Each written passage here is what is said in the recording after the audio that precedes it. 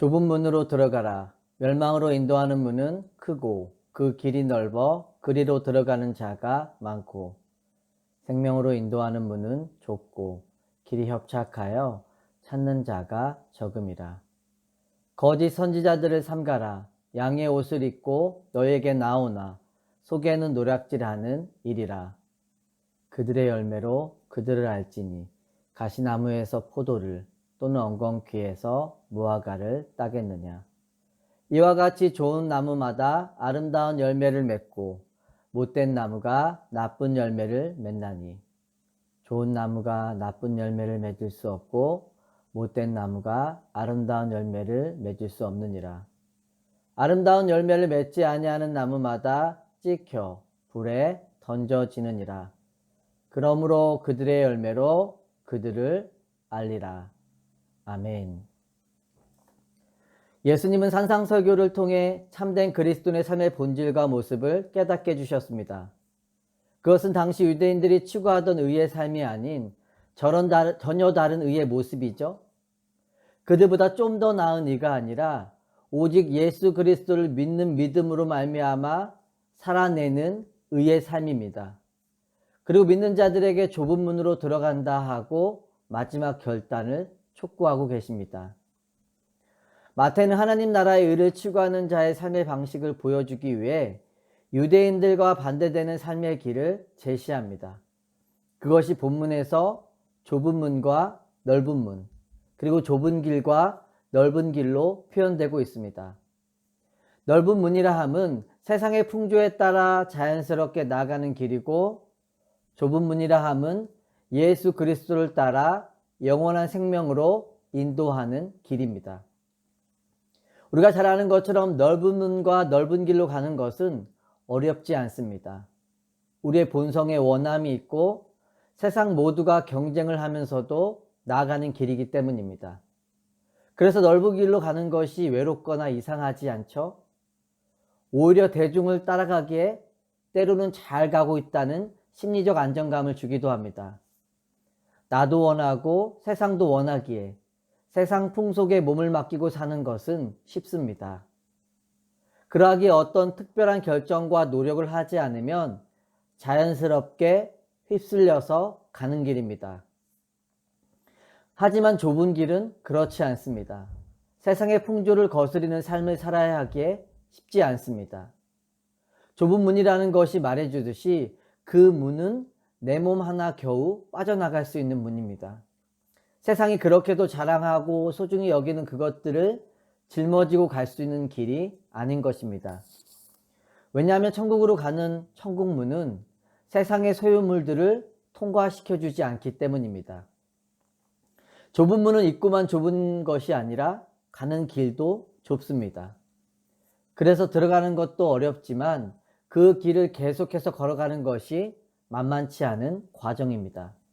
우리는 좁은 문을 통과하고 어느 정도 가다 보면 넓은 길이 나올 것을 기대해 보기도 합니다.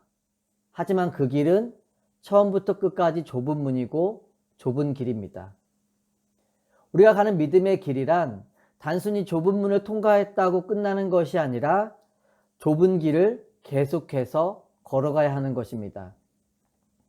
14절을 통해 알 수 있는 것처럼 생명으로 인도하는 문은 좁고 길이 협착하여 찾는 자가 적다고 말합니다. 하지만 동시에 무엇을 말해주고 있나요? 길의 시작과 과정은 좁고 험하지만 끝은 생명으로 인도한다고 약속합니다. 좁은 길에서 만나게 되는 여러 고난과 절망, 아픔과 고통이 있겠지만 그 어떤 것도 영원한 생명을 빼앗아 갈 수는 없는 것입니다. 하지만 이와는 대조적으로 넓은 문과 넓은 길은 그 문에 들어서는 순간 어떤 생명도 줄 수 없습니다. 과정이 주는 잠깐의 달콤함은 있을 수 있지만 길의 끝은 영원한 사망이기 때문입니다. 그러므로 좁은 문과 좁은 길은 누가 갈 수 있는 길인가요?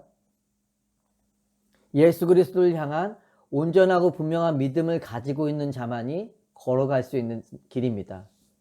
왜냐하면 고난과 불편, 그리고 어려움을 스스로 선택해서 살아가야 하기 때문입니다. 그래서 여정을 가는 것에 있어서 가장 큰 걸림돌은 외부에 있는 것이 아니라 내부에 있습니다.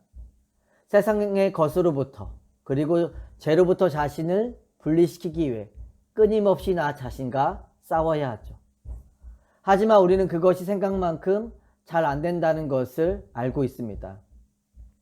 그래서 좁은 길과 좁은 문은 나 홀로 가는 것이 아니라 성령의 인도하심을 따라 예수 그리스도를 의지함으로 나가야 합니다.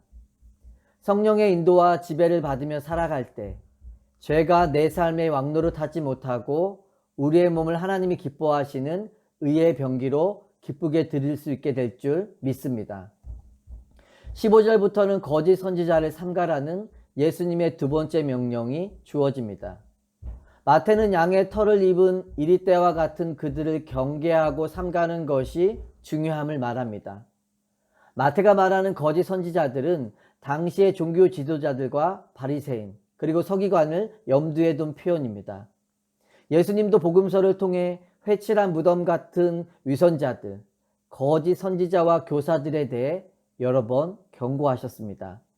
서신서와 계시록에 보면 이들을 가리켜 적 그리스도라고 표현하기도 합니다. 왜냐하면 이들은 하나님의 말씀을 빙자한 왜곡된 믿음과 신앙으로 자신뿐만 아니라 다른 이들도 천국에 못 들어가게 하는 자가 되기 때문입니다. 그래서 예수님은 우리가 참된 것을 믿고 나가는 것도 중요하지만 동시에 거짓된 신앙을 분별하고 따라가지 않는 것도 중요함을 깨닫게 해주시는 겁니다. 자, 그렇다면 오늘 본문 속에서 참 신앙과 거짓 신앙, 참 선지자와 거짓 선지자를 어떤 기준에 따라 나누고 어떻게 분별하고 있나요? 16절 말씀입니다.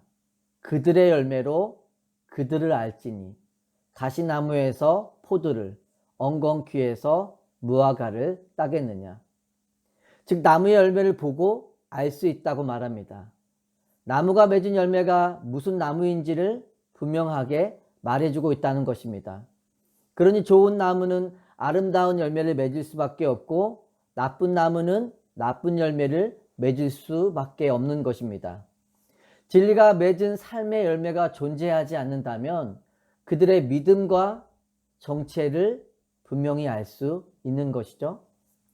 21절과 23절에 보시면 예수님이 내 아버지의 뜻대로 행하는 자라야 천국에 들어갈 것을 말씀하시며 주의 이름으로 선지자 노릇을 하며 주의 이름으로 귀신을 쫓아내며 주의 이름으로 권능을 행한 자들을 향해 뭐라고 말씀하시나요? 내가 너희를 알지 못하니 불법을 행하는 자들아 내게서 떠나가라고 말씀하십니다. 신앙적 열심과 능력을 가지고 많은 일을 행했다고 해서 좋은 열매를 맺은 것이 아니죠.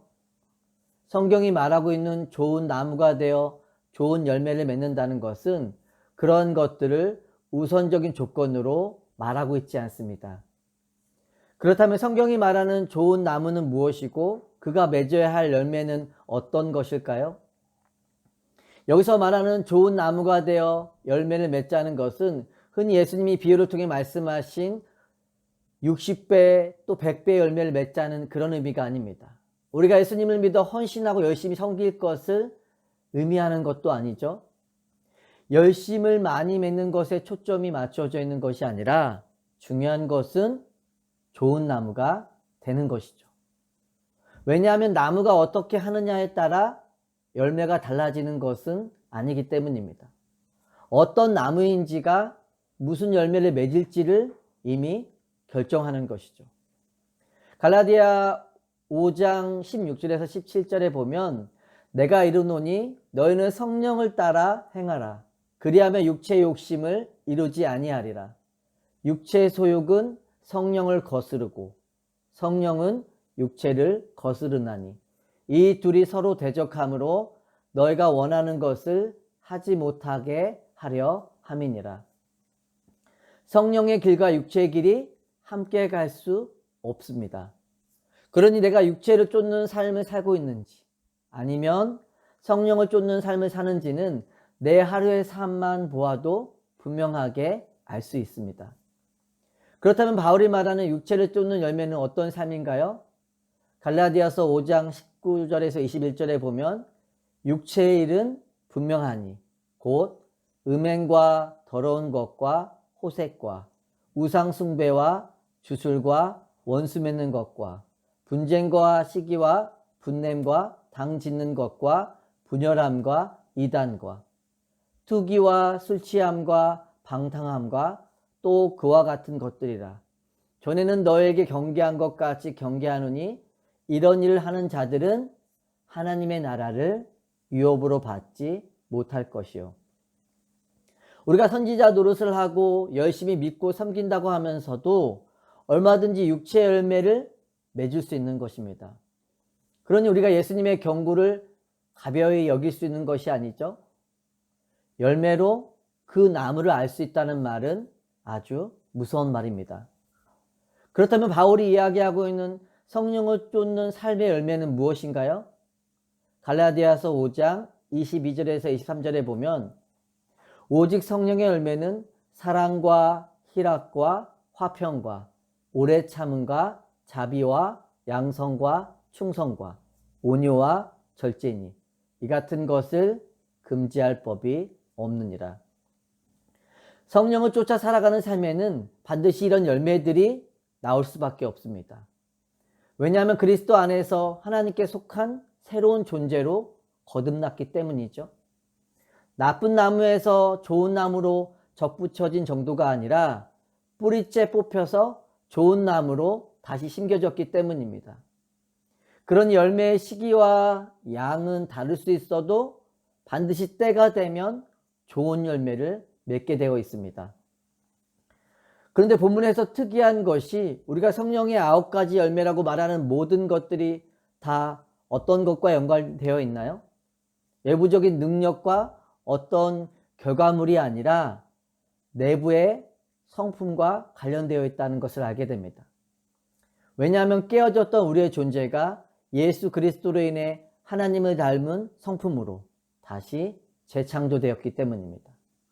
하나님을 닮은 성품이 날마다 우리의 삶의 열매로 귀하게 맺어질 수 있기를 예수 그리스도의 이름으로 축원합니다.